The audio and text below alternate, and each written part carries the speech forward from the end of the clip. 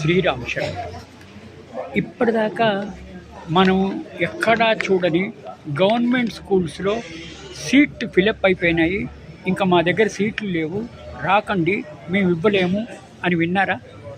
కరెక్టే. మరి మహబూబ్ నగర్ జిల్లా నారాయణఖేడ్ ఊర్లో ఇట్లా ఒక ప్రభుత్వ పాఠశాలలో బోర్డు పెట్టారు, మా దగ్గర అడ్మిషన్స్ లేవు, స్టూడెంట్స్ రాకండి, ఓవర్ క్రౌడెడ్గా ఉంది కాబట్టి మేము ఇంకా చేర్చుకోలేము అని చెప్పేసి 70 అడ్మిషన్లు నిండిపోయిన తర్వాత బోర్డు పెట్టి డిస్ప్లే చేశారు. చాలా వింతగా ఉంది కదా.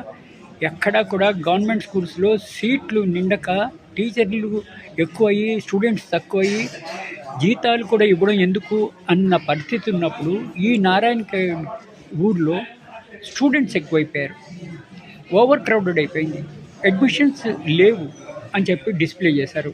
ఎందుకు ఇంత సీరియస్గా, ఎందుకు ఇంత డిమాండ్గా ఉంది అంటే అక్కడ టీచర్లు బాగా చెప్తున్నారు, రిజల్ట్ బాగా వస్తుంది, ఎడ్యుకేషన్ బాగా ఉంది అని చెప్పేసి అందరూ ఈ స్కూల్లో వచ్చి చేరడం, ఓవర్ క్రౌడెడ్ అయింది, సీట్లు అసలు లేవు అని చెప్పేసి ఈ విధంగా బోర్డు పెట్టారు.